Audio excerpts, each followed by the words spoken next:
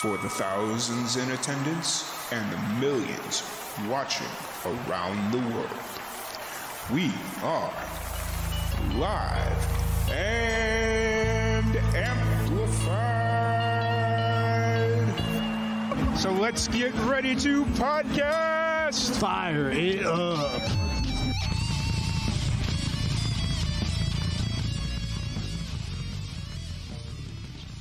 Welcome, everybody, to another live and amplified livecast. I'm your host, Tom Quiet, and we are back at it again with another amazing podcast. Today, we have a very special guest. We have Louissa. How's it going today? It's going great. How are you today? I'm doing pretty good. Like we were talking earlier, just a busy day at work. And yes, that's all we're going to talk about. That's all we're going to bring up about that. Just busy. But it's fun. I enjoy it. So I guess it's not really work. Isn't that the saying? If you enjoy what you're doing, you're not really working. I think so. You know what? I think that's the aspiration in life because you got to have money, right? Yep. But as long as you like it and you can say that you're happy with yourself and go to bed with yourself happy, then yep. What you got to complain about, right? Yep. 100% agreed. So, first off, I want to thank you so much for jumping on the podcast. I'm really excited to sit down and chat with you. I've been listening to your music all day. I'm really excited to jump in and talk about your new music you got getting ready to release or new music that you released and then like all your future projects. Right. But before we kind of jump into all that, what's your background? What got you into music?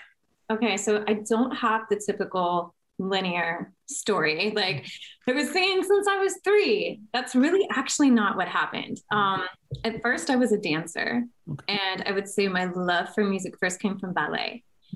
And my mother was an excellent pianist who learned as an adult. So she would play Scott Joplin around the house. And then my dad was always playing records. And my grandmother could sing like Doris Day, and I grew up next to her. So I had music around me, but I wasn't necessarily singing. And then I was in 6th grade at a sleepover, and there was like karaoke, right? That was the thing. I'm a millennial. So I think I don't know if we were doing, I can't remember. One of them was, Destiny's Child, Bootylicious, which is hilarious that we were like 12-year-olds singing. Yep. I sang, and my friend was like, "You sound like a Disney princess." It was like the most funny thing. And that like just clicked something inside of me. And then my cousin gave me a cracked version of Fruity Loops, which is now Florida Studio. And I started like producing stuff. And then at 12 at my talent show, I made the most awful self-made production and song and performed it. It was called Extraordinary. And then from there, I felt like I just went and I was taking my stuff around town, just trying to make shows for myself. Like once the bug is in you, like you can't get it out. It's like you have to scratch it the rest of your life. Yeah. Absolutely. Sorry, you brought up Bootylicious and school, and I just a million flashbacks of me in 7th, 8th, and 9th grade, and every girl in my school singing that song. You must be the same age. And it's like thinking back on it, it's like, that's interesting. So not appropriate. Yeah. Like, and it's not a bad song. Like, I understand it. I'm very much into females empowerment, but now that I look back at it, like, I'm like, oh my gosh, like, I can't believe we were singing that at 12. I don't know why this story just popped into my mind. I completely forgot about it. In 8th grade, we had to give a presentation about World War II, and we were allowed to do whatever we wanted. And at the time was when Survivor was huge. Destiny's Child Survivor.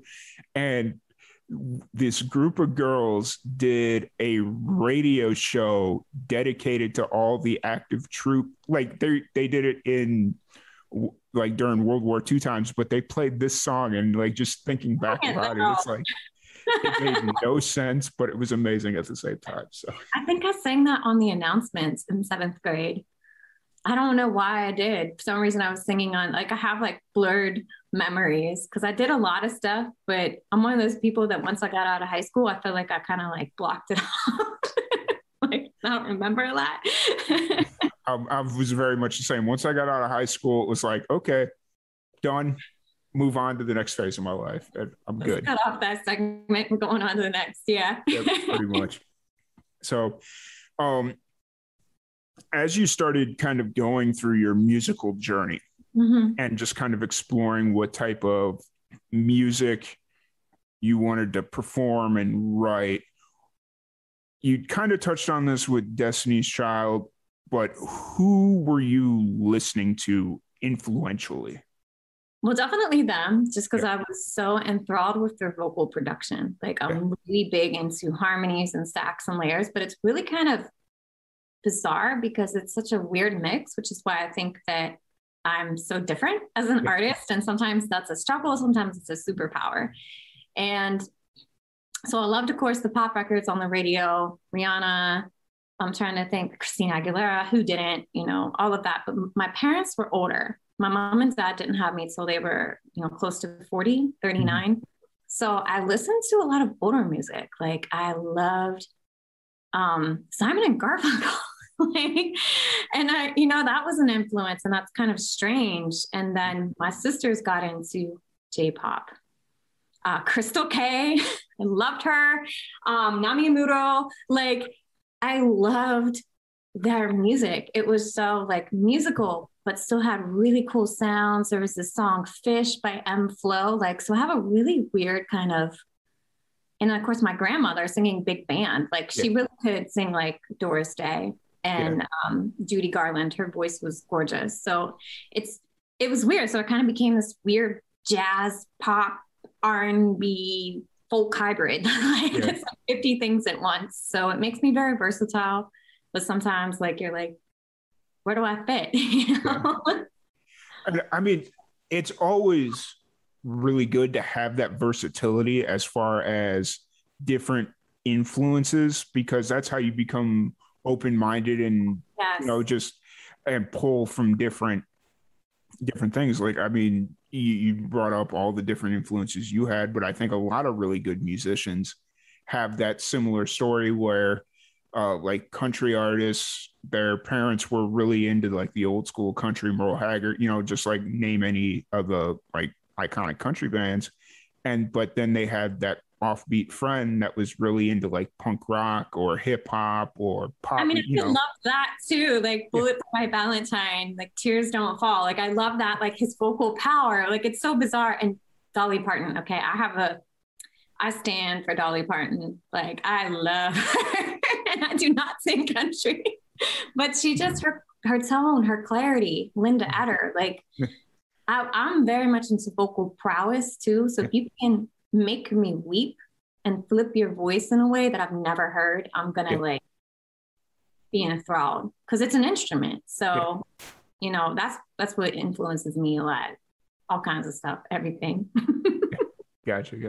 And then, as far as like moving forward, I know you at one point you kind of took a break from music. Oh yeah. Definitely did. So like I said, my story isn't typical. And sometimes I feel like it's a mental health hindrance, which I think is really important to talk about. But so I ended up after high school, like I really wanted to go to school for music. And I was one of the smart kids, you know, my dad was like, no, you're not going to live in a box. And I respect fully his assertion towards that now that I'm older, because I do think it would have eaten me alive because I was way too green and naive. But I went and I actually got married really young. I had a child young and I got into fitness. I always loved dance. I was a dancer for 14 years and I ended up becoming a personal trainer. I was going to become a pro bodybuilder. I was like in the gym with all of that. And I had a few like really traumatizing experiences with music, like on TV, embarrassing, and let's leave that in the past. And I was like, so we won't bring it up then. Yeah. And after that, you're like, okay, this is not for me. I love it, but it's not for me. And then like I sang for my husband's homecoming. He's in the Navy. For the skipper wanted me to sing. was it God Bless America? It was one of those. And that was kind of like a reigniting thing. I was like, oh my gosh, I really do love this. And I got Lyme disease and I became homebound, periods of bedridden and not. And it kind of like woke me up because I could barely sing. I struggled with dysphonia, like Shania Twain. Getting air, I'd almost pass out. Like, it was crazy. And to have that happen is, everything that you kept and suppressed down comes to light. And you're like, what am I doing? Like, this is what I really want to do with my life. Like, I love fitness. I still personal train right now, but it's not my passion. Here's a plane. See here. Yeah. See, it's dramatic effect. Yeah. I was hoping that like all the cool features that Zoom has, it was going to cue it right, or like compress it right out, but no, I'm sorry. No, it's all good. It's all good. That's what I love about this podcast. It's real and it's uncut. Yeah. So kind of dealing with all that, that's kind of why you decided to take a break, or you were forced to take a break?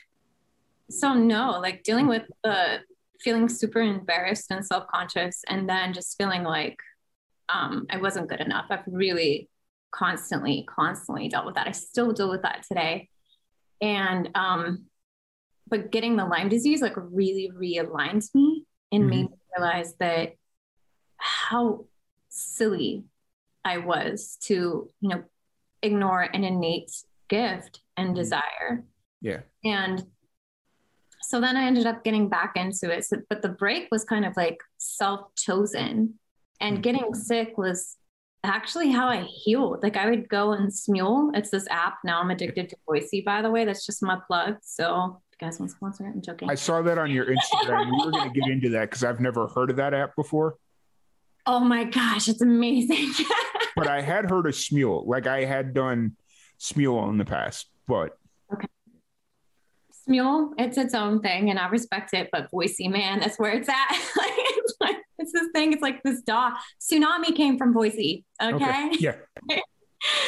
So I could talk forever, but I just would go in the closet and it would be like a tight beat on there, and I would just sing with my headphones because I was just feeling so bad.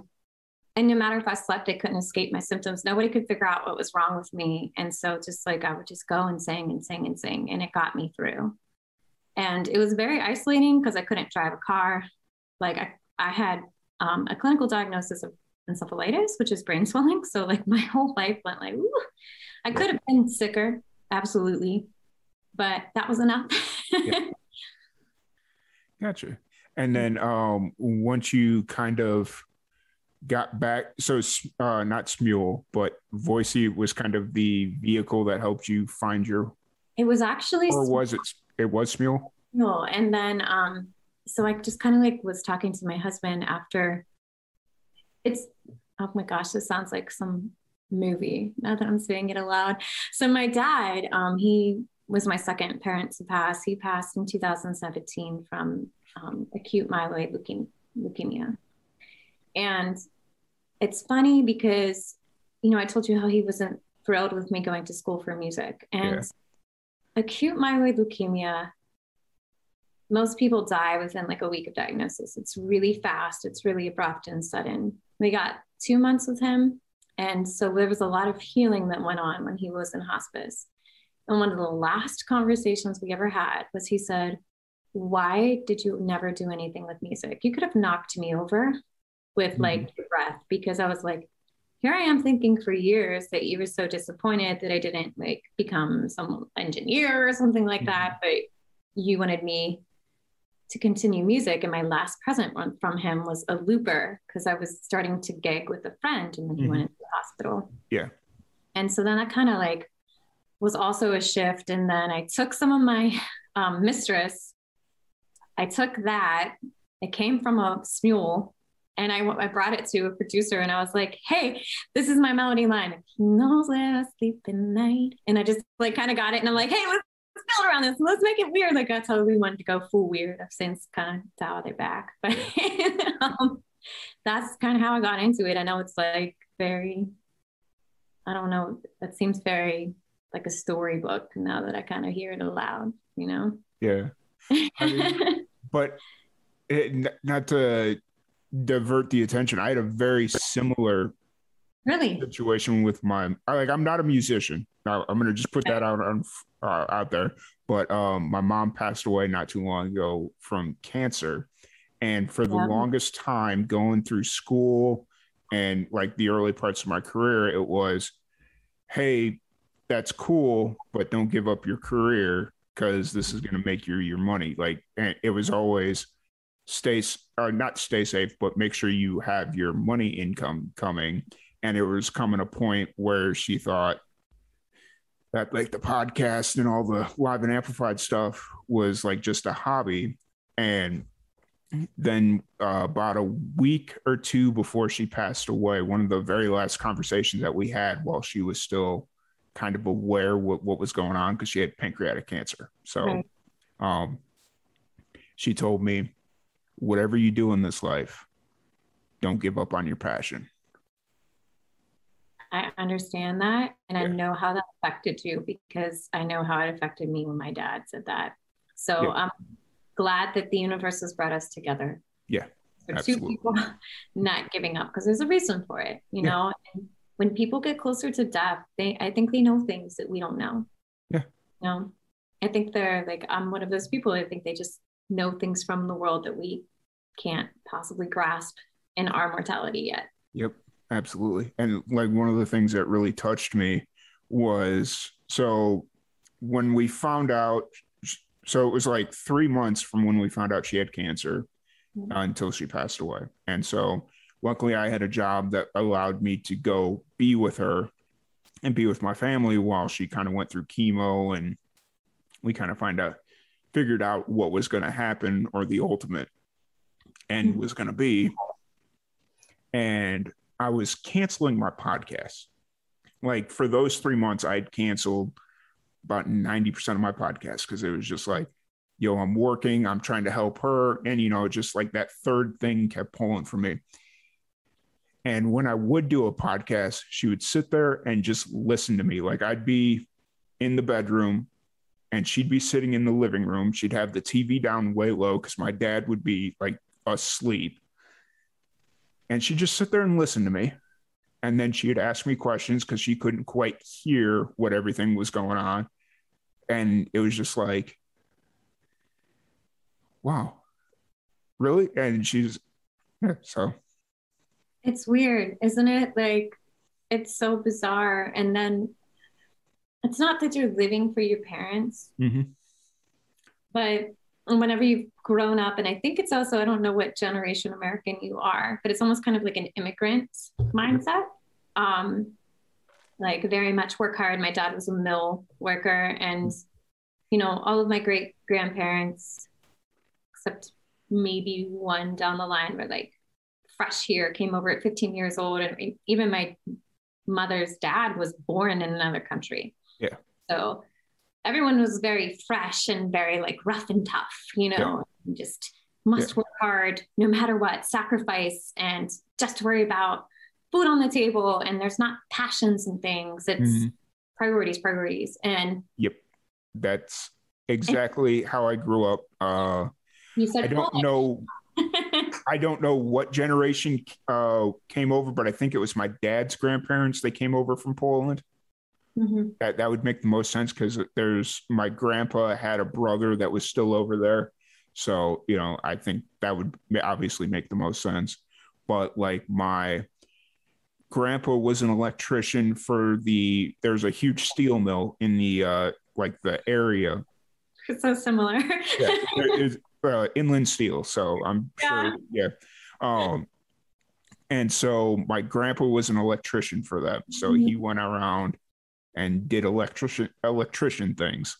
And then my dad, he was supposed to go there, and start working for them, but he became a pilot. Oh, wow. And so he kind of broke away, and my grandmother had a lot of pressure on me to become, you got to stay in South Chicago. You can't leave. If you're not working at the mill, you're not you're not anything, you know? So. This is so familiar. I mean, you're from Pittsburgh, right? Pittsburgh, yeah. Yeah. Mm-hmm.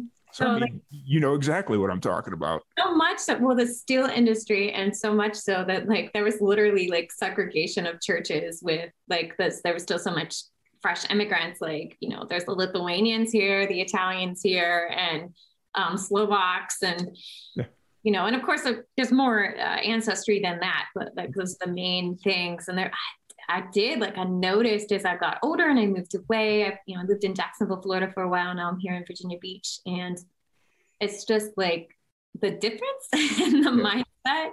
And I mean, I'm glad that I've gotten out of there and was away from it, but I do miss sometimes that, I don't know, that kind of mindset and such I understand full-heartedly why my dad said what he did, and I'm grateful for it. Mm-hmm. Sometimes, I get a little like, oh man, if I had just done this when I was younger, because I recorded my first song officially at 15. Yeah. And I was on a college TV show at 16. And like, I was wondering like how it could have gone, but it just wasn't the time, but sometimes it makes me wonder. Yeah. You brought up Jacksonville. Mm-hmm. What did you think of living in Jacksonville? Not for me.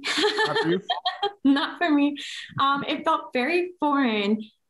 It was too hot. It was too hot coming from Pittsburgh, which has more cloudy days than Seattle. Okay. Yeah. And no, I don't like that. And it was just different, but some of the best people that I love the most in life, I met there. Some have since moved on. Some still live in the general vicinity, but I met friends for life there. So, and it opened my eyes to how people can live differently. Mm-hmm. And I needed to see some things that I was sheltered from in Pittsburgh's area. Yeah. So overall, I'm grateful for it, Yeah, absolutely. Because I move around a lot. So my dad was in Jacksonville for a little bit. And so I would go visit him. I lived in Tallahassee, Florida for a couple of years. And so I would go visit him. And I didn't mind Jacksonville. I think like if I were to give it a full like try, I wouldn't hate it. Right. It's like a small enough city that it's a big enough city to give me everything I needed, but it's a small enough city to not be overwhelming, if that makes sense. More so just like spread out housing and shopping like everywhere. And I think I miss like the Springs, and I miss like we lived on base, and which was gorgeous. And it was like Stepford Wives community.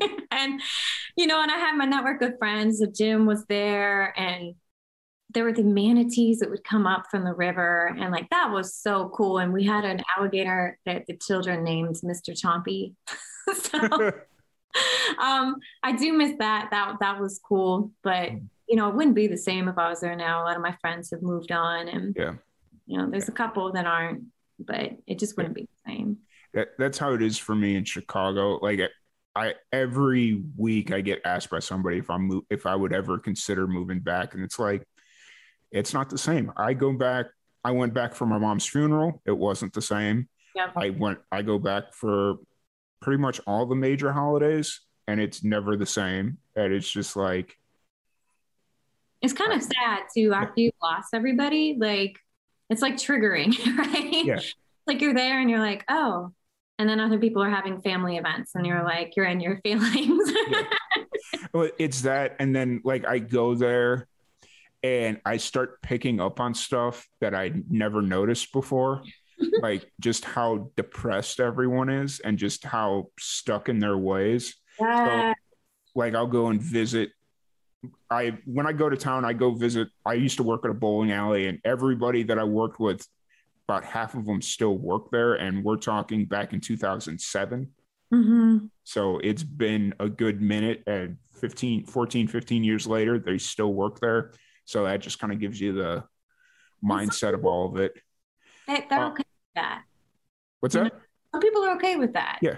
And they want that. But like, I've always like felt like, I don't know, like I heard that there was some like possible people that moved around a lot. I don't want to say necessarily like a term, like they use the term loosely gypsy, like in my heritage. And I feel like that's in my blood. Like I just like, I'm like, I can't, I'm like, I feel like I should be somewhere else right now.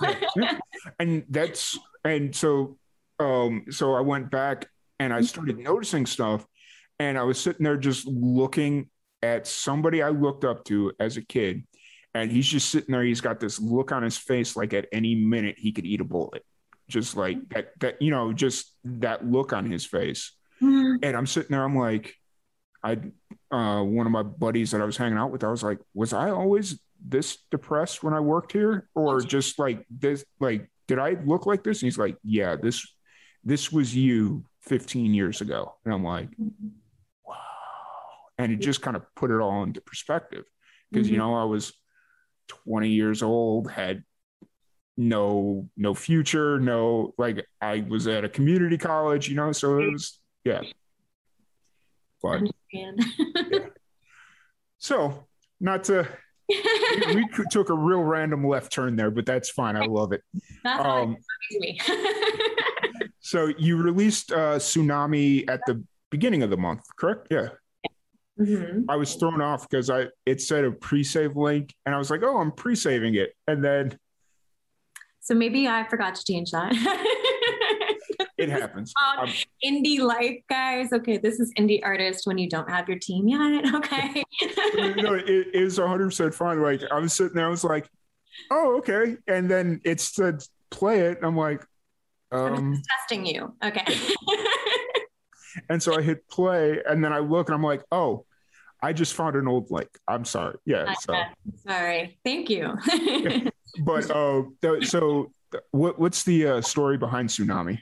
So it's funny. It's not like some grand, amazing story like other songs that I have to come. Okay. You know, the story behind this one is I've been hearing so many times that I should make a voicey, a song, because most of those are freestyles, no lie. And so I was going through, and I'm friends with the producer, Krisha Price. Like, well, not friends, but, you know, like I've become acquainted with. Yeah. And it's funny because I admire so many producers on there, and I get so enthralled, and I'm just like, I'll freestyle usually to the title, not every time. And it's called Tsunami. So I'm like, come in and fast like a tsunami. And it just like starts coming out. And I'm like, oh, and I was like really feeling myself at the time. Like I was feeling really pretty and really sexy. And I was like, I felt like really like coming into my divine feminine. And that's something that's been really repressed in myself.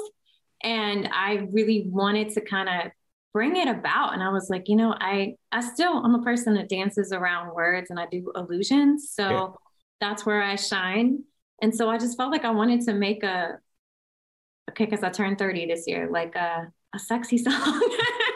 And that's the story. It's just like, it's so not exciting, but it was just one of those things where I freestyled the hook, and then I was like,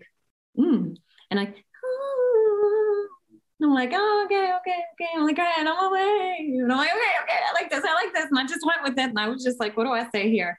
Oh, take a line from this other song that I did. And that was like, come and taste this rainbow. And I'm like, okay. I'm just going to go full on. Yeah. I don't even care. You know, I'm 30. I earned it. Oh, this isn't usually how you write music, right? This was just like a completely in the moment. You're feeling it. Yeah. So I'm changing my style. So like, Mistress came from Smule. I have other songs for an EP that's more, I'm probably just going to drop 244, more cinematic music that I wanted to do for sync. Like, I think this is where the diversity comes in. I use some of my classical voice training in there. And a lot of times, because I have played piano growing up, I'll just sit at the piano, and it's basic chords, but I hear chords, and I just start playing and singing. And then I take it to the studio, you know? And this time, I've been working with a songwriting team called The Playbook Music, all really amazing musicians in there. And I've learned a whole new way to write because of how they start with the hook usually, not always. And top line, I'm often like the top liner, which is the melody. And for shopping demos for artists. And it's kind of cool to take all the different parts and put them together. So like it's been fun. Like I'm liking not caring so much and not really worrying about it. And because the EP music is talking a lot about like my Lyme journey and traumas and things. And this is more so like, I want to do some fun music. So I have that, and I have Love Me, which will be coming soon.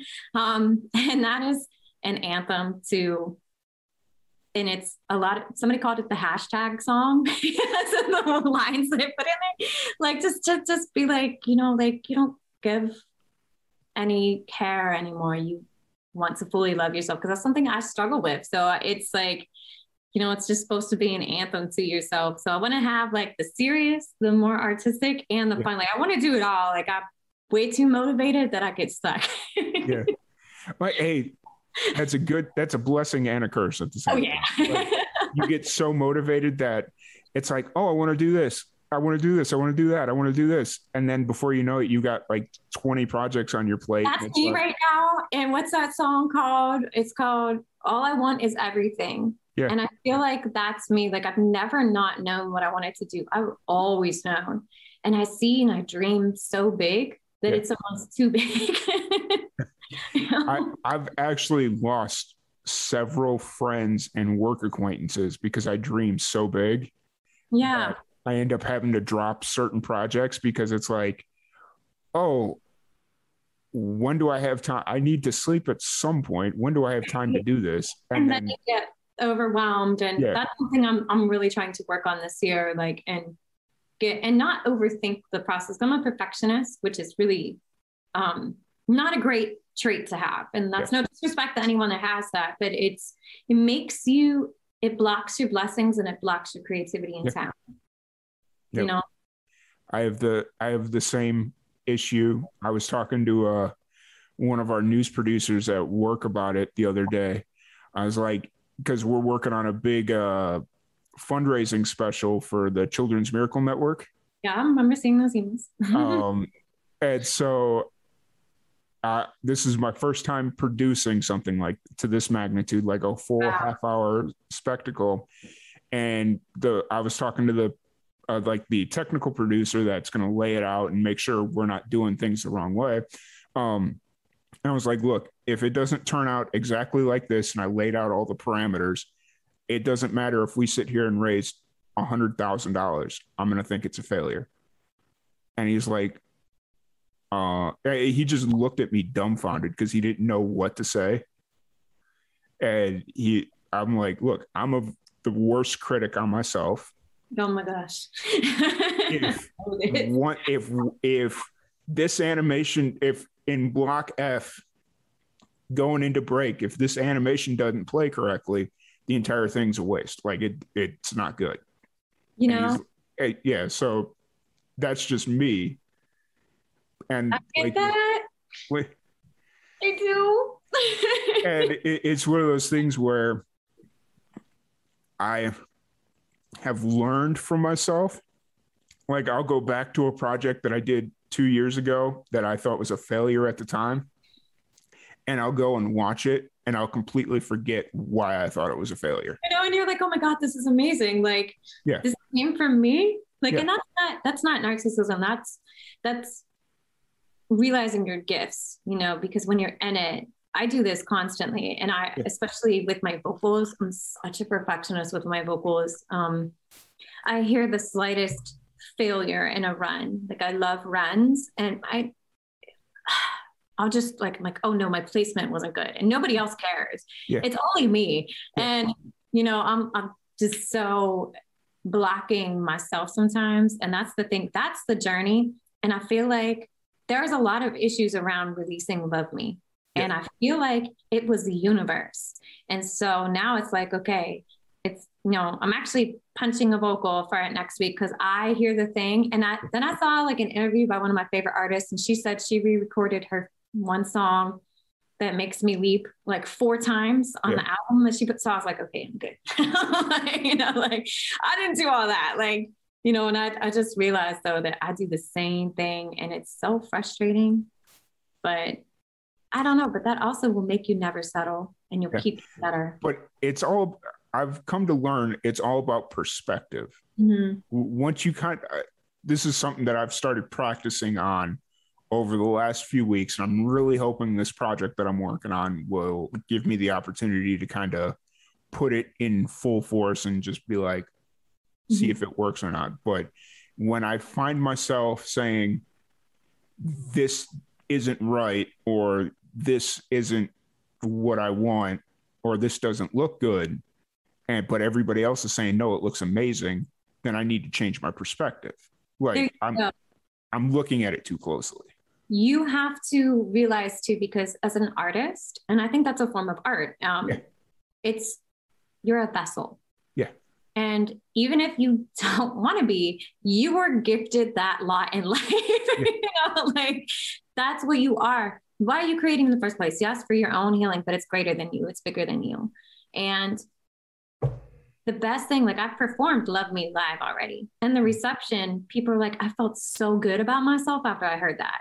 And I stopped my song because I had like reverb on, because I wanted reverb for Tsunami. And I was like, I couldn't hear myself. And I was like, hold on, can we run this back? I'm like, I need to start this again for you because it wasn't right. And I'm like, I know sometimes like that's like, but I just wanted them to have to experience the song with the feeling that it needed to have, the energy. And I was distracted by the reverb, so I couldn't give it to them. Yeah. And then they came up and said, like, it made me feel so good about myself. And, you know, other musicians, good feedback, constructive criticism, like, oh, something needs to change with either your voice or the tracking. And it just like, and it messes with you, like whenever you hear so much of that sometimes, and they only mean well, but you have to go for who it's for, the consumer, not you, not other musicians, because we're all just going to find something because we are hypercritical, or, you know, but it's for who it's actually for is what you have to flip. Yep. And if that makes any sense, No, it makes absolutely perfect sense. One thing that I did want to talk about, so I noticed for Mistress, you had like a music video for it. Did. So there's a big story around that. I have decided, I had a whole vision for that, and I had, you know, the assistance of a friend, Jessica Loring, and I would say that because of the weather, none of it turned out like I wanted it to. Maybe the beach scene, mostly, but actually my makeup wasn't supposed to be all messed up because I was supposed to have a back bend out of the water. Like I got super fit for this. I practiced the back bend, but the beach was too slanted and my top was falling off and I lost a nail. I lost an eyelash. Okay. And you cannot do makeup when you're wet and it's freezing cold. And I was like starting to get like hypothermia signs because my friend is also a nurse. Yeah. It was like a mess. Yeah. Okay.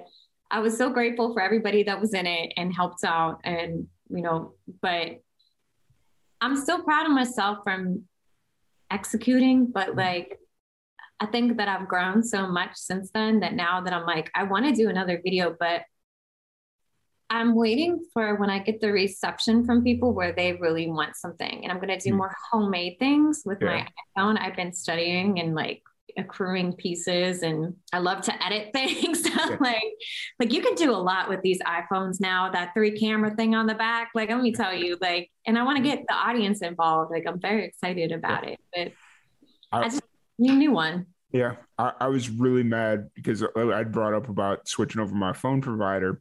I was like, yes, that means I can upgrade my phone and it's not going to be like $1,000 investment right off the bat. Mm-hmm. So I went to T-Mobile, where the provider I was switching over to, and they didn't have any iPhone 13s. And I'm like, and like, I mean, I'm a filmmaker, so anything that iPhone can do, I know how to do in an actual camera. Right. But just having that iPhone in my hand and just, I so want the iPhone 13 because I love like photos and visuals. Like that's another creative passion. I wish I could like do photography.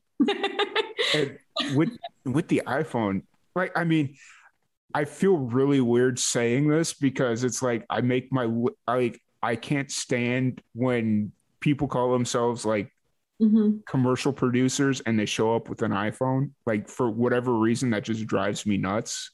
Right. Because it's like, oh, I spent $40,000 in schooling and all that. And then like another 10, 15,000 in all my camera gear. And you're going to come in with a freaking $1,000 phone. And the technology, and it is the user. Like it really is. And if you know, like if someone's good at it, like it's really quite astounding. We have all of the tools. We have too much information now. We have all the tools and all the resources. Here's another plane. Thank you. To do well, it's almost too much. Like it's like information overload. It's like, oh gosh, you know. Oh, completely agree. So, so for the music video for Mistress, not quite what you wanted. No, and it's not like it's just literally was like, because we had to make last minute plans because of the weather. And so I had these visions, and I don't have a great budget. So it's not like that. I could have been more creative with things, and I'm very proud of it still, because I think everybody did their absolute best. And like my dancer, Rowan, and such, my makeup artist, and like I could just, tell everybody who they are, because I'm so grateful for them, and they really came through. Like I mean that 1,000%. It's nothing that anyone executed. It's variables beyond control. Like that's literally what it was. And it was like, we even had one night where I did makeup and, paid for makeup, and then it was raining and couldn't use it. And and that's no one's fault. It was just like, it was like the universe was like, I don't know, like fighting back with me so much. And I now learned I will film just about everything indoors or in one day. Completely understood.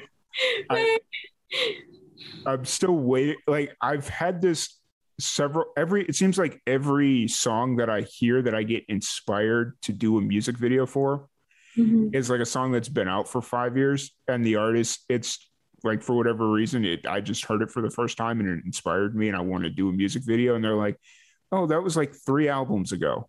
And I'm like, but some of the best music, like Lizzo, like Truth Hurts, like if you hear the story behind that, because I found some of her older stuff. I even found another artist, I can't remember her name. The song is called Trying Not to Love You, that she was collaborating with. And it's kind of interesting how it works, because it's always something that you think isn't going to work. Because like, of course, I have my issues with all of my creations. Every person does. If they tell you they don't, I don't think they're being truthful and honest.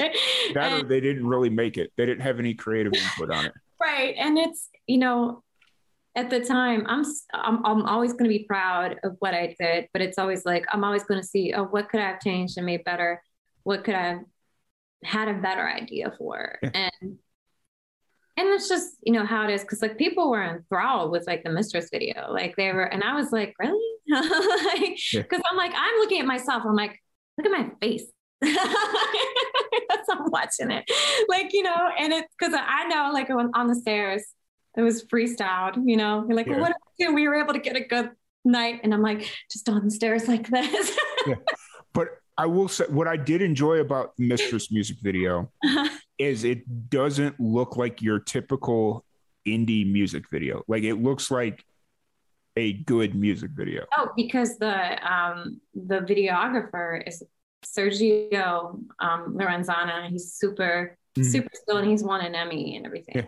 And Telly Awards. He's very, very good and a good guy. So he really worked with everything. Like I said, it was just like, it was making last minute plans is what it was. Yeah.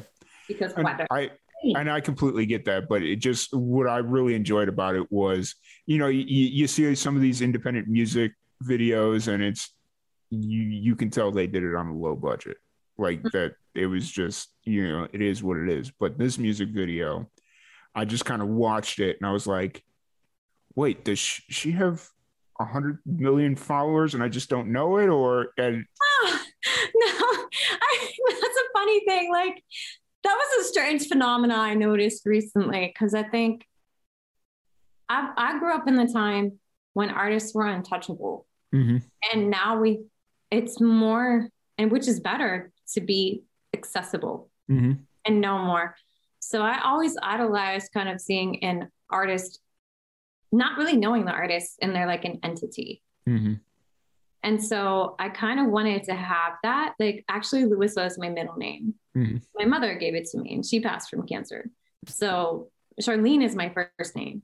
So it was like separation for me so I could get into, but now everybody calls me Lou, so I'm not really sure, who I am. But no, it's like, other artists get the short and certain version. And I wanted everything. I want it to be good, and I want it to be a good product. And that's why I was really proud of it, because everybody did really come through. It was things that I would have done in my own calls, like, and even with the weather, like I go, oh, I could have come up with this, but I don't have the foresight for it until later on. And it was just one of those things. It was a learning experience, how to handle weather. Yeah.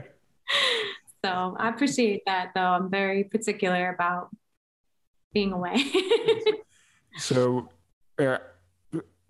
music video for Tsunami, maybe not, or I might do a homemade one. So what I'm trying to do is I have plans for other ones, because I actually used to dance and I really want to start showcasing that more. Yeah. I did a little bit of choreography in Mistress at the end. Yeah. But maybe with Tsunami, I've been thinking of reaching out to some people, but it's more so like if people want it. I kind of want to go by what fans say. But Love Me, I kind of want to get a lot of people involved. I have big dreams. Yep. 100%. 100% agree. It's good to have big dreams and big aspirations because it keeps you moving forward and keep striving. So I'm gonna write that down. Yeah. But like, as far as like where you or creativity, where are you kind of at now creatively? Oh, so I'm on a new kind of thing. I feel like I'm judging my creation a lot less, and I'm not afraid to swear. Like, maybe some people aren't okay with that, because I was very nervous about it. I am a mother, and I have little girls that really look up to me, which was, interesting to me, because it's hard to see yourself in that perspective. And I'm realizing that it's okay to be in your artistic expression. And because I grew up with that immigrant mentality, right?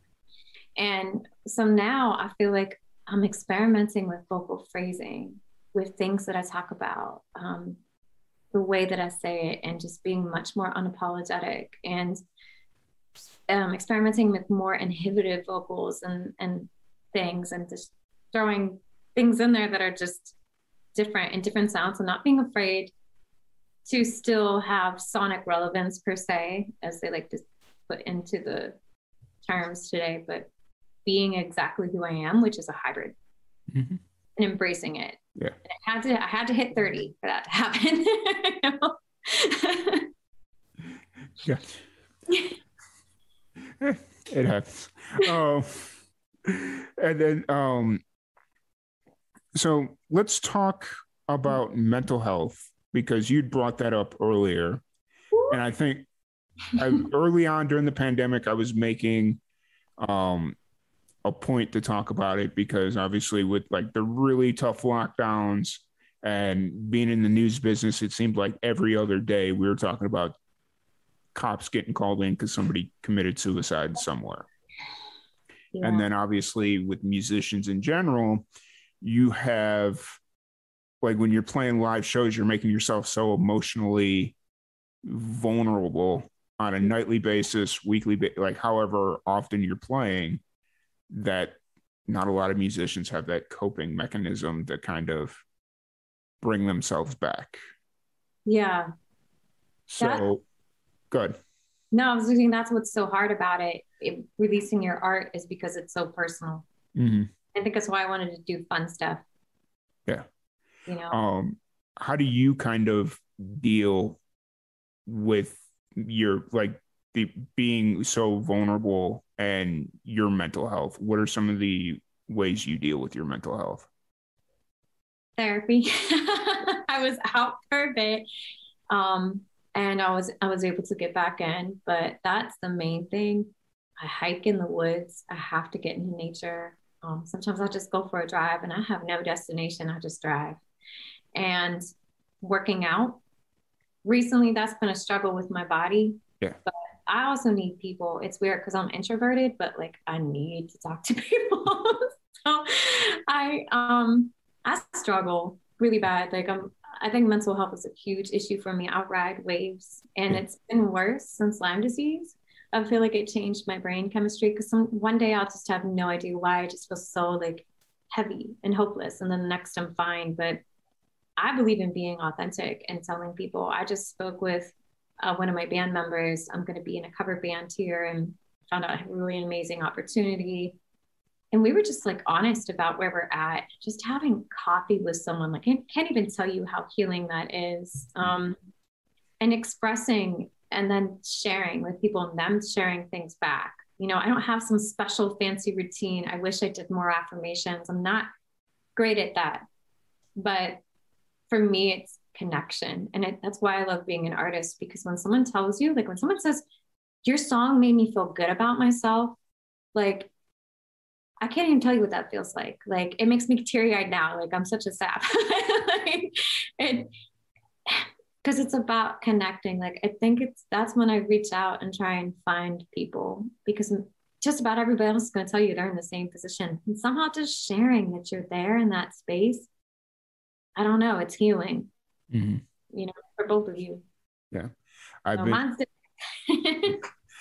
been, you know, trying to find my way of dealing with everything. Obviously, with my mom passing away not too long ago, and just like all that, like just real heavy stuff going on. But for some reason, this week, it feels like I really turned a corner, and I don't even know what I've done differently for myself, whether it's just I've took a step back and just, you know, just kind of reevaluated everything, or if it's just I'm taking more quiet time for myself. Like, I don't know, whatever. Yesterday morning, I woke up and a friend of mine messaged me and asked me how I was doing. I was like, I don't know. I feel a lot better than I have in a really long time. Yeah. And so I don't know if I just happened to get like really good sleep that night, and that's all I needed. Actually, you drive a really good point. So there's a lot of things there. Obviously, I'm not some type of professional, but things that I've learned from my anecdotal experience. Let me, you know, as a fitness professional, I feel like I have to always say that. Nutrition can play a big role, how much sunlight you're getting. And it really is like humans, we need people. And that's why the pandemic affected people so much, because even if we're introverted or just silence, our devices cause us depression. Like it's really kind of crazy. And even if you think of someone else and you check in with them, how much better you feel. And that sounds like so like self-serving, but you know what I mean? Like it's, I don't know. It's weird. And losing a parent, I will say, having lost both of mine, I feel for you. It's so you do this. And sometimes music is a trigger with my dad. I hear America play. Ventura Hathaway was his favorite song. And I bawl like a freaking baby. I can be in public and I'm like, gotta go. You know, like it's so, it's not going to be linear, but it's like one day it's like you just kind of find soul peace and you realize, well, this is reality. Yeah. And you can accept it. So I feel for you. I really do. And actually just kind of thinking about it right now, I realized what I had done. I just like literally as you were speaking, I realized what I had done. What was that? I did two things that I hadn't ever done. I went through my voicemail and I had a voicemail left over from my mother from 6 months ago, like before she was diagnosed and we knew anything was wrong. And the voicemail said, "Hey, sorry, I missed your call. I'll call you back later. Love you. Bye." That's all the voicemail was. Right. And then because how the iPhone is set up, it shows you all those pictures that are connected to that number, like, you know. Yeah. And so then the last picture I have of my mother is from Father's Day, which is really weird, but ride with me on this one. I was down there. We went out to breakfast. And I was just sitting there looking at the photo, and I was looking at my mom, and I'm like, she looks so miserable in this photo. Oh my. So like just looking at this photo, I'm like, she looks like she just wants to go. Like she's hunched over. She'd lost like 40 pounds, and at her most, she was maybe $110. Anyways, so like just so frail, and yeah, that. And I was just looking at it, and I'm like, it sucks that she's not here, but it was time. Like she had just checked out. Like you could tell, you could see it on her. And I went to bed. Right before I went to bed, I have this pillow that I bought her to get her through chemo.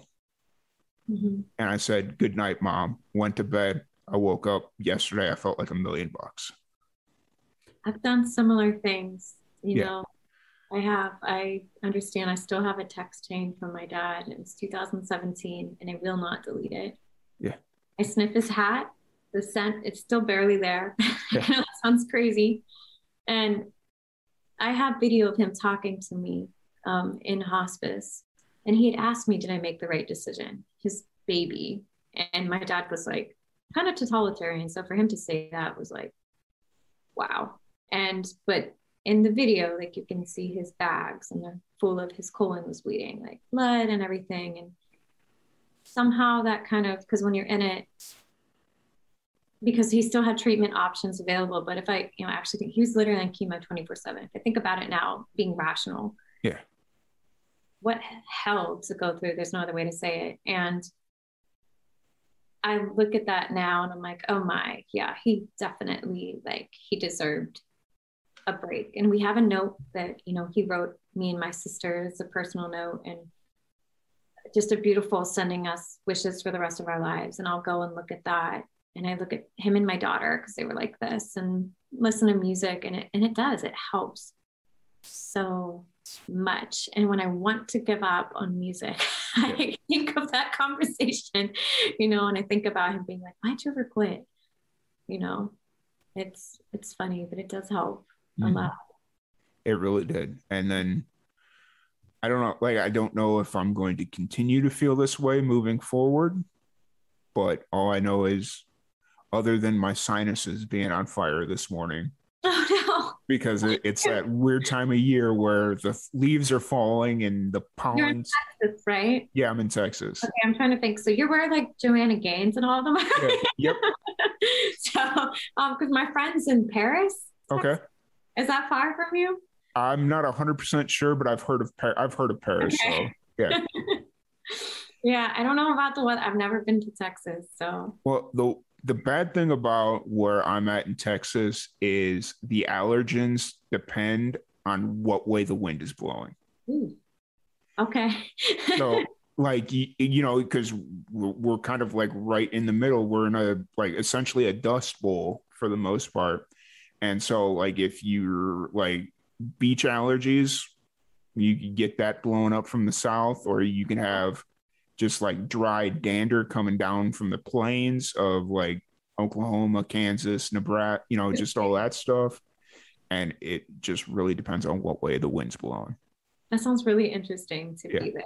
Like, never been there. I've never left the East Coast. How sad is that? You should try it. Like, I mean, it's one of those things where going back to Chicago, for the longest time, I would leave, or my family and we would leave to go on vacations for like a few days, a week, but it was never anything more than that. And then we'd go right back to Chicago. And I lived in Chicago for 22 years, and then I went away to college, and it was only a 6-hour trip to go away. And it was one of those steps where I was like, oh, hey, there is life outside of my comfort zone. Yeah, I know. I feel like our childhood must have been so similar, because my dad took us to the same places, and he always wanted to do the same things, and he didn't want to go to the beach, and he didn't want to go to Disney World, and he didn't want to do any of that stuff. And I felt like such a weird child, because like, it's not like my dad couldn't. He was just like so stuck in his ways. Yeah. And I mean, there was the couple of times we went to Disney. We went to, like, when we'd go down to Orlando, we'd go to Disney. Cool. But 9 times out of 10, we were going down to Kentucky Lake and we were going to go camping for summer vacation. Oh no. Like, am I doing this to my child? Well, no, it was like, I enjoy it. Like, last year around this time, I think it was probably last weekend, this time last year, because I started seeing some of the photos pop up on my Facebook memories. We went to, not it specifically where we used to go, but we went to the lake, and it was just like, oh, this just kind of feels like home. Like, Yeah. not your real home, but like just familiar, I guess is the best way to. I know that's camp for us up home. And but it's a little different now because they have cell phone service now, and I always loved that they didn't have cell phone service. And they're putting in all kinds of stuff, and nobody's alive anymore, so it's almost kind of like sad now. Like, I like to go. I love the smells. Some smells in Virginia Beach and the woods are similar, which is odd. But I know what you mean. Like, I do. Like, if I feel like I want to get close to my mom and dad, I want to go where there's a similar smell, like limbic system, right? Like, so. And it's one of those things where I don't even know where that would be anymore, because it seems like, we went so many places, and I associate things with my mom, so many different things with my mom. But it, like, right now is that perfect time of year, because me and her, we connected over football several years ago. Like, outside of being mother-son, it was every Saturday night, Sunday morning. Hey, the Bears are playing. What do you know about this team? She was getting into some football pool or, confidence pool, and she's like, hey, the Lions are playing Tampa Bay. What do you think? It was just like this really weird connection. So I don't know. I get it. I do. My dad and I did not watch sports, but we had our own thing, so we connected. Actually, music. Yeah. Shared. I was listening to a lot of alternative and like indie. Like, I love like Glass Animals and Alt J and things like that. And my dad would like send me, because he was old school, because he never got an actual cell phone. He only had a track phone. And he sends me flash drives in the mail of music. And I'll put them in sometimes to like feel close to him. But he'd be like, here, listen to this, babe. He always called me babe. And it would be songs that he recorded from his little thing on the radio in his car that he drove to 250,000 miles and kept getting it repaired, because this is who he was. Yeah. He's a funny guy. I think just music in general is a very connective piece of art. Like, generations connect over music, and it's like, my mom, she's the reason I listen to rock music. Like that's what I'm into now, or well, not all that I'm into, but that's mainly what I listen to now, because when we were young, had a friend that gave me a Styx album, and she's like, oh, you like Styx? And I'm like, yeah. And she's like, here, listen to these bands. And it was like CCR, Jethro Tull, just like all these things. And so, yeah. And I remember this one day I came back from school, and I had made this compilation album in computer class. Like, it was a computer, we were doing like PowerPoint. I don't remember exactly, but I made a compilation album, and the first song on the CD, I put it in the car, and the first song on the CD was Du Hast by Rammstein. It's like this German metal band. And I put it in, and I forgot that my mom is half German, and she knew a little bit of German because she had taken German through high school. And I put the album in, and she's like, why are we listening to a song called I Hate You? And I'm like, so sorry, that was really random, but no, it's okay, this is how my brain works. Like I would say it makes me an excellent musician, but like awful at getting through life because I'm like, oh, look, a squirrel. Yeah. It's like, oh, let's talk about this. Let's talk about this.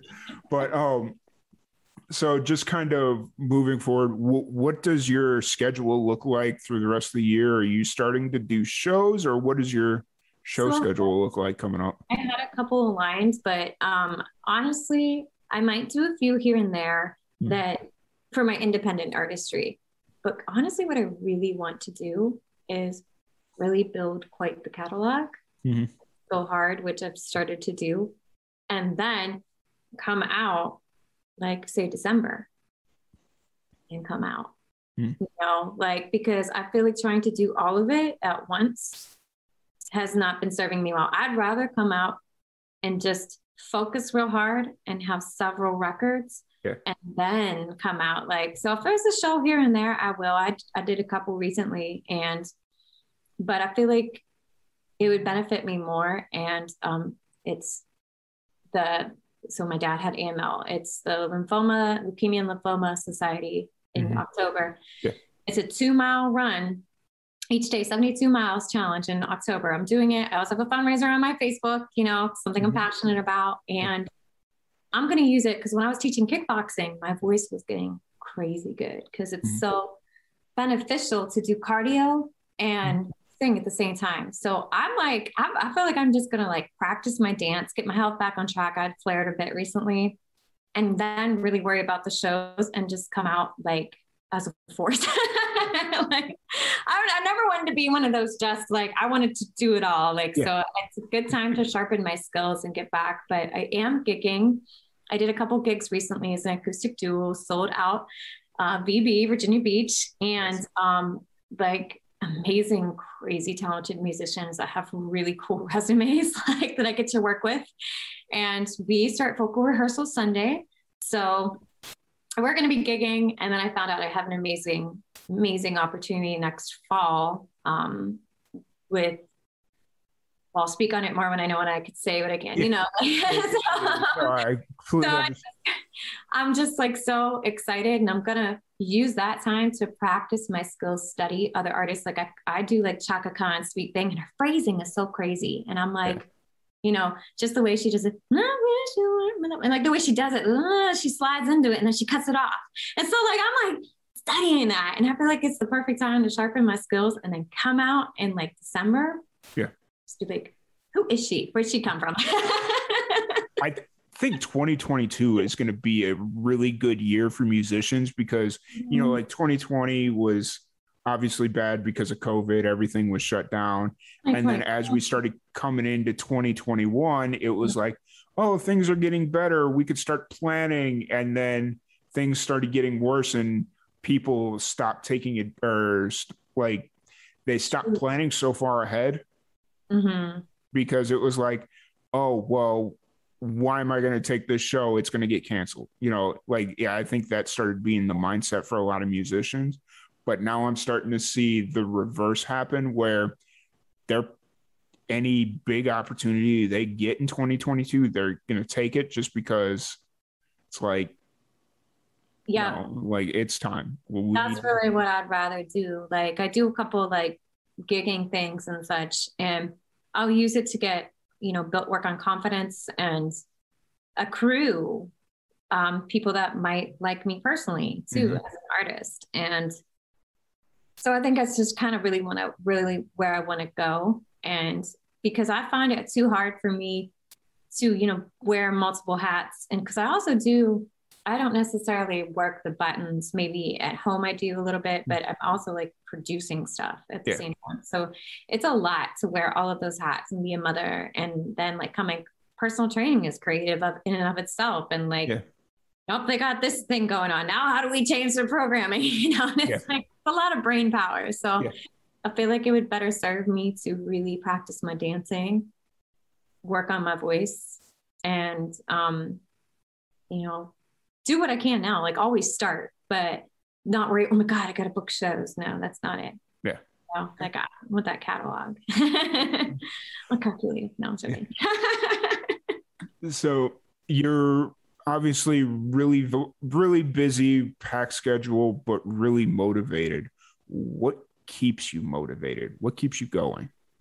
Having been seeing what it's like to have it taken away.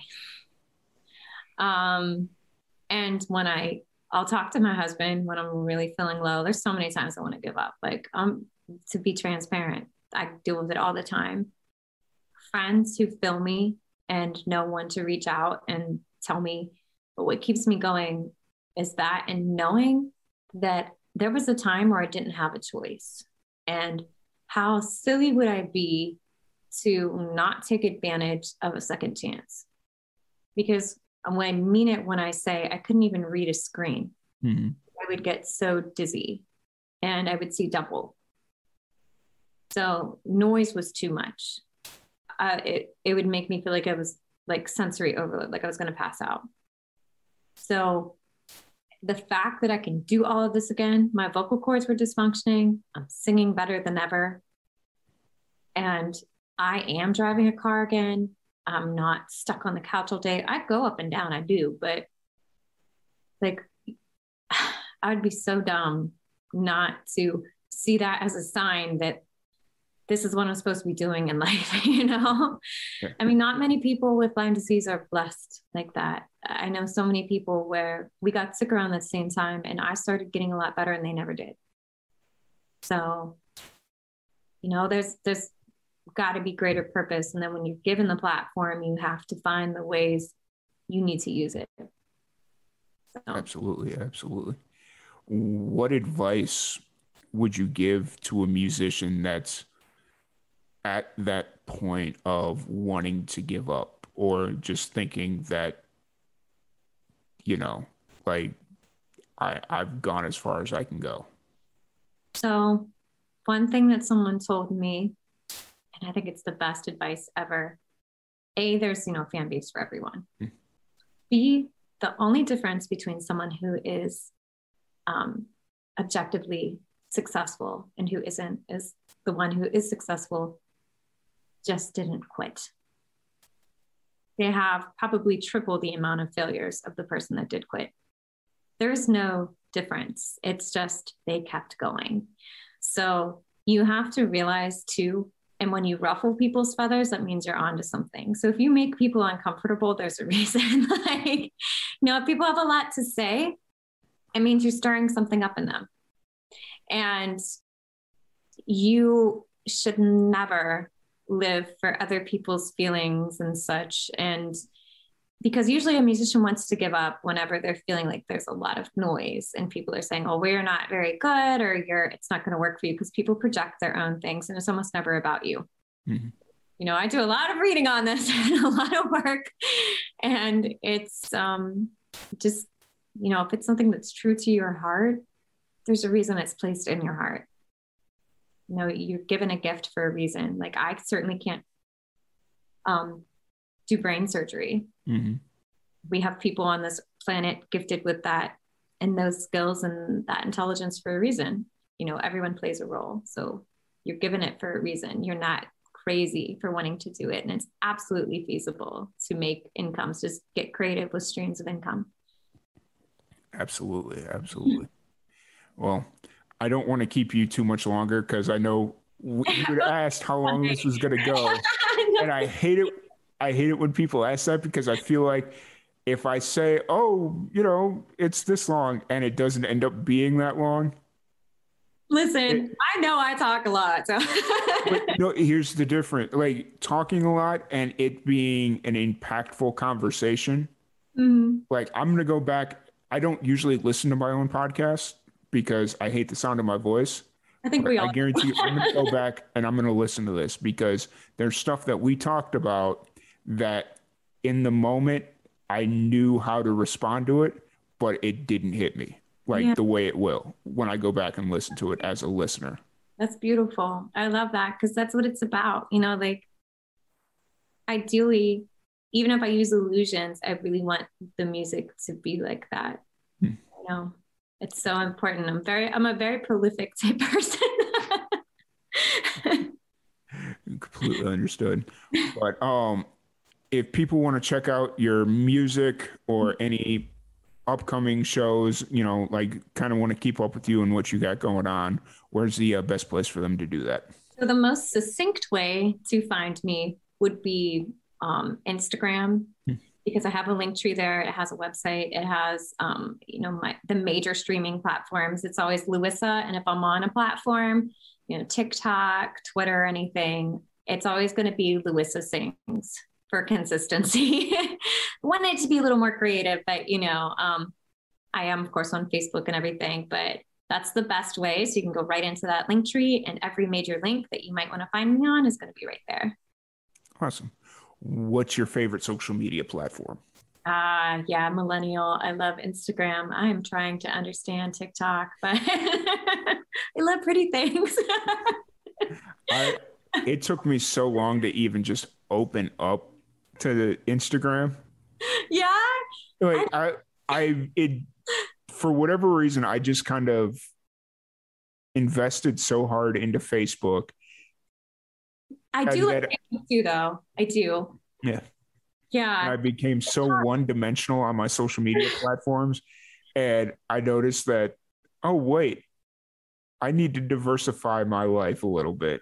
You need to know where your listeners are. And I actually think that, like, I'm on Clapper too. And I was surprised the engagement I was getting on there, but I've just like, I get overwhelmed, and I need to do TikTok more. When I actually do give it effort, like I find people that I know are going to be good listeners. So it's just my daughter, she's 10, she just turned 10, and she like totally understands everything. She makes these amazing edits. And I'm like, this is like a film thing. I'm like, who are you? And I'm like, can you show me? I'm a 10-year-old. It's so bad. And I'm just, you know. I'm going to change your world right now. Okay. This is going to sound insane, but just roll with me on it. LinkedIn. Oh, dude, I have that. I know. And I know that I should be, because I take all of the, I'm sorry, I get excited. I took all of the courses, like, and I took this amazing course by the Fame Hackers, and I was getting connections, and Clubhouse brought me some cool stuff, but then I got overwhelming, you know? Yeah. Well, the only reason I didn't get involved heavily on Clubhouse is because, like, I did Clubhouse. I went on a couple of the rooms or the chats or whatever it is you call it.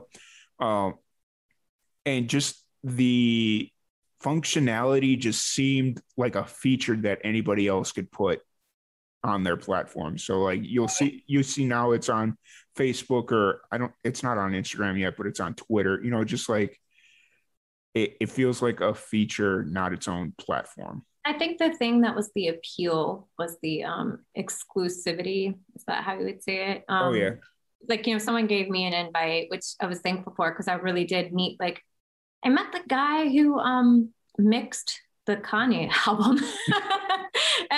and I got to watch him. Like, he was obviously successful, like blow up, and like that was cool. And I met some DJ on BBC Radio, and oh my gosh, I was supposed to cut a demo for him, and I just like, I was dealing with my own insecurities at the time. I really want to work with him. He's doing well over in the UK, like really cool connections. And that's not even, you know, who did love me. The producer, I met him on there, and it was really cool, but it did get like super kind of overwhelming. And then, you know, it's great for finding your fan base though. Yeah. You have to absolutely engage. And I still get alerts, but now I'm starting to realize, or starting to notice, that they're coming more from Twitter. So I really use Twitter. Like I stay a lot on Facebook. Like, if you actually know me, you're going to see you're my friend now. I basically, like, I love clapbacks and silly things. And I like to make jokes. Like, I love comedy. You know, it's my favorite thing to do on Instagram right now, because it's very prevalent and common. Every time I post something on Instagram, is you get those promote this in front of 5 million people or whatever. And so it's always for some fake record company. Oh, yeah. And so I love going into those, or going into that comment and roasting them. Me too. It is my, like, there was this one, listeners of this podcast are tired of me telling this story, but it's such an amazing story. It wasn't even on my profile, but a new band that had just started. So they were just trying to get their, they were all musicians that had been playing for a while, but they decided to form like a mega band or some, whatever you want to call it. And so they're promoting a show, and they got this person that was like, hey, promote your thing, 5 million fans and the Instagram handle was Hot Rope Records. And I'm like, perfect. I see you're getting hit up by Hot Rope Records. I wonder how many careers they've hung out to dry. And so then the person that posted it messaged me. It's like, oh, are you interested in advertising? And I'm like, oh, geez, yes. You have to, though. It's like, I'm like, if you're going to do this to me and you're going to waste my time, like, I'm just treating you how you treat me. Like, I'm going to waste your time. So I get on there and I'm like, they sent a link. And so then the link I tagged was funny cat memes. And then like, we were going back and forth. And I was like, if you're going to do this. And then like, I'll say funny things intentionally. And I hope that my followers see it, because I do think it highlights my personality, because that's truly who I am. You know, like there's a serious kind of sensual artistry side. And then there's like, oh yeah, no, in real life, like if you're my friend, I'm gonna like, I hear them. As soon as somebody says something, I hear a clap back, and it's like, it hurts. I have to hold it in. And like, it's just like, if you're just gonna do that, like I had, I think a trafficker the other day, and I almost sent him the FBI address when he asked for my address. Like I was so tempted, but then I was like, maybe you could actually track me down. So I shouldn't make him mad, but I was going to be like, yeah, send me the clothes. Here's my address. And then, like, I was like, oh, yeah, that's who I am. My favorite thing is when you get those, there was a point there where you were getting phone calls, like and somebody was trying to hack into your computer. Basically, the basic scam was he was trying to hack into your computer. And so I knew the number because it would always they would always call from some random city in New York or some random borough in New York. And so whenever I saw that, be like, cool, I'm in the mood to screw with somebody. I would answer it. He'd be like, hello, is this Mr. Quiat? Or, you know, like just horribly butcher my last name. And I'm like, yeah, this is, you know, he would call me by my dad. It's always my dad's name. For whatever reason, they have my dad's name, but my phone number. That's creepy. And so I'd be like, yeah, what's up? And they'd be like, your computer is under attack. We need your something firewall. We need you to go to your, they'd always say Microsoft machine. Oh, Microsoft. Yeah, they would say Microsoft machine. And I was like, a Microsoft machine? I only work with Apple. What Microsoft machine are you seeing? And they're like, and then they'd hang up. Like, and I mean, I'm not lying. I have only Apple products. I haven't had a PC in, you know, quite some time, but you know, just like having that ability to screw with them is. I just want to be like, oh my, really? What do I do? You know, like, and just like, and then give them all this fake information. Like I got a hairdresser thing. One person kept booking an appointment in Jacksonville through my telephone number. And so then I'd reschedule it and cancel it. No lie. I did that. I was like, stop booking with my phone number. So if you're going to keep doing that, then I'm going to mess with you. And I had one guy, he was asking for a good number to contact me at, but he had called me on my phone. So it was just like, all right, whatever. And so I gave him, he had asked me for a good number to contact me. And I gave him the number for 1-800-GO-FUCK-YOURSELF. Love it. And he's like, how do you spell that? And I'm like, and I just hung up. At that, when he asked me how to spell it, I was like, all right, you obviously are completely lost or have not a clue. Oh man. Yeah. And then you feel bad for messing with them, but I don't know. That brings me great joy. I'm not really sure what it says about me. Right. I love it. I don't do it on Instagram that much anymore, just because it gets to a point where reality records. How many different jokes can I say about reality records before? Right. Yeah. And it might put you in the algorithm weird. And so like, that's another reason that I've tried not to engage with it too much now. Like, cause I'm like, oh, this might be detrimental to me. Yeah. But do you know Joe Lycett? I have to ask you before we go. Do you know who Joe Lycett is? No, I don't. He's a British comedian, and I highly recommend you check him out because he does stuff like that. Oh my gosh, he's so funny. Nice. Wait, he's not the guy that pretends to be an old woman?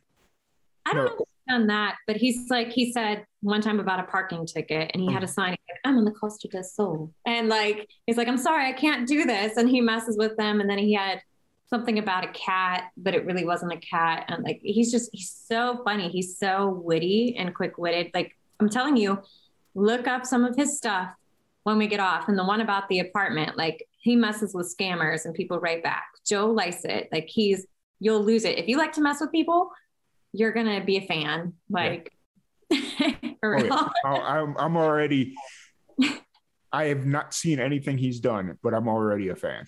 Yeah, it's so funny. You're gonna die with laughter.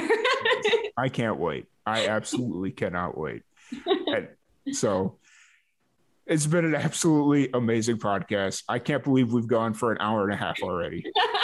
It's so funny because I originally just booked that hour and a half as, okay, it takes a half hour. Cool. I've got an hour free in my schedule to go. I'm sorry. Whatever. No. But early on, I would try and force podcasts to go an hour and a half because I like the longer formats. Right. And then you run into these situations where after 20 minutes, we're sitting here talking about nothing. You know, it's just like, so American Idol, what are your thoughts? You know, but no, just when it's moving, it's moving. I love it.